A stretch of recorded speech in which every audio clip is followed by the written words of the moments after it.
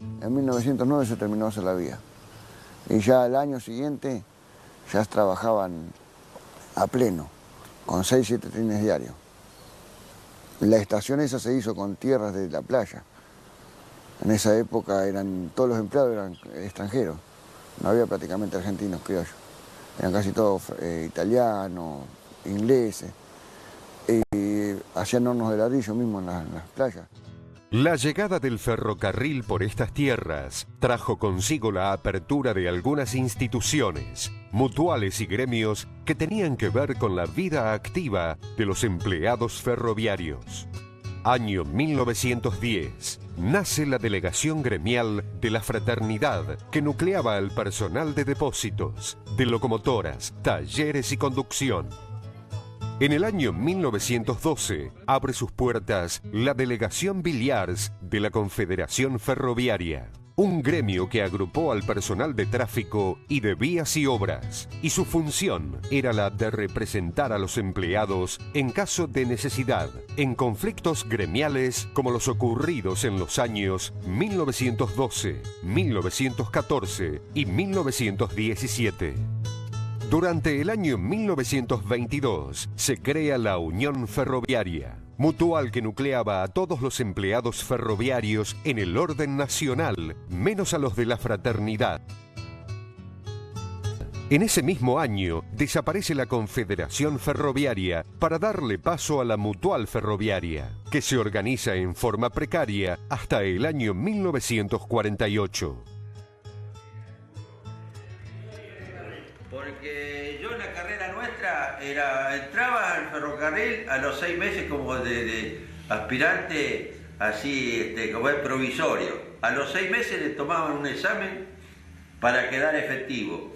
Y al año tomaban el examen de autorizado, que lo autorizaban a salir de foguista a la línea, ¿no? Y de ahí venían.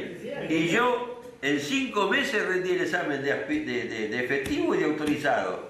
En 5 meses. Rendí el día 3 de diciembre y el día 4 empecé a trabajar de foguista con mi viejo ahí en el depósito. Además que esa es una anécdota linda, porque mi padre también era maquinista. Villar, por ejemplo, tuvo 500 ferroviarios. Esto en la década del 50. Acá lo grueso que hubo del ferrocarril fue, desde que entré yo entré al ferrocarril en el año 54 con 20 años de edad. Compañía Clara de Buenos Aires. El ramal que iba a La Plata palmaba ahí en González Catán. De ahí de Catán teníamos a La Plata 88 kilómetros y 30 de Catán acá, 118. Aparte, si íbamos a Puerto, los trenes que iban a Puerto ya el personal de La Plata. Pasaban 4 trenes de pasajeros, más trenes de carga. Era una coordinación ferroviaria perfecta entre la estación, vías de obra, tráfico y tracción. Tracción tenía que ver con el personal de las locomotoras. Acá éramos 12 equipos de locomotoras. 17 seríamos. Sí. 17. Más los 5 aspirantes éramos 24 y con más de 30 familias, maquinistas y foguistas. Sí.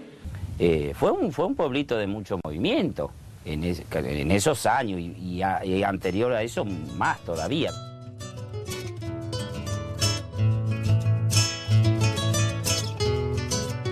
Después de Amenes, los guardas que había y todo eso, que por ejemplo, de la cuadrilla, de la gente de la cuadrilla que arreglaban de vía y obra, los de la estación, cambistas, capataz cambista, infinidad de gente, sí. Los revisadores de vehículos. En la maniobra había a veces máquinas de las 2 cabeceras. Sí, y las 24 horas del día trabajaban. Y había 3 turnos. Pilota de maniobra 8 horas.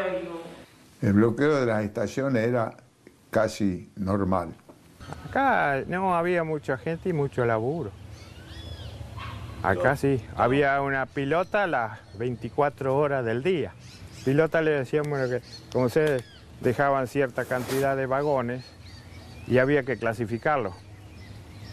Porque no se podía mandar en un tren, ponerle a La Plata, a Catán, todos juntos, los de La Plata, los de Catán, para Cuando vaya el tren, ¡prum!, deja el corte y sale.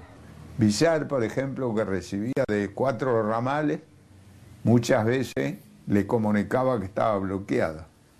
Tenía que pernotar el tren o en Plomer o en Lozano. Pero era una cosa, sí, un movimiento terrible. En una palabra, Villar, cuando era ferrocarril, esto tenía vida propia.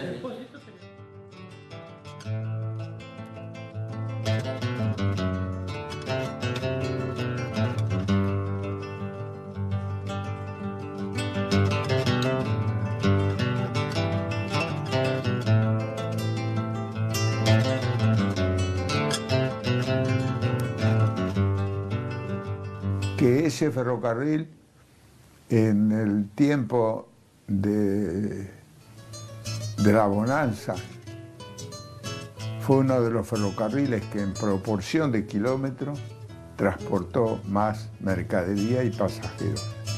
El Compañía General Buenos Aires, años 1943-1946, en proporción de kilometraje. El ferrocarril hacia adentro va a Estación Buenos Aires. También tiene empalme con Puente Alsina y con el ramal La Plata, el Puerto La Plata. Puerto Buenos Aires y para acá, Puerto Rosario, Pergamino, toda la zona cerealera de Bedia, esa zona. Y después de ahí sí hay ramales que van a Bolivia, Chile. Es el ferrocarril más largo del país. Y la carga por acá andaba porque pasaban los vagones de Bolivia con madera y los de Chile con bronce, cobre. Así que acá era internacional, para acá. ¿Piensa que podría haber seguido trabajando el ferrocarril? Sí, sí, ya lo creo, sí, pero...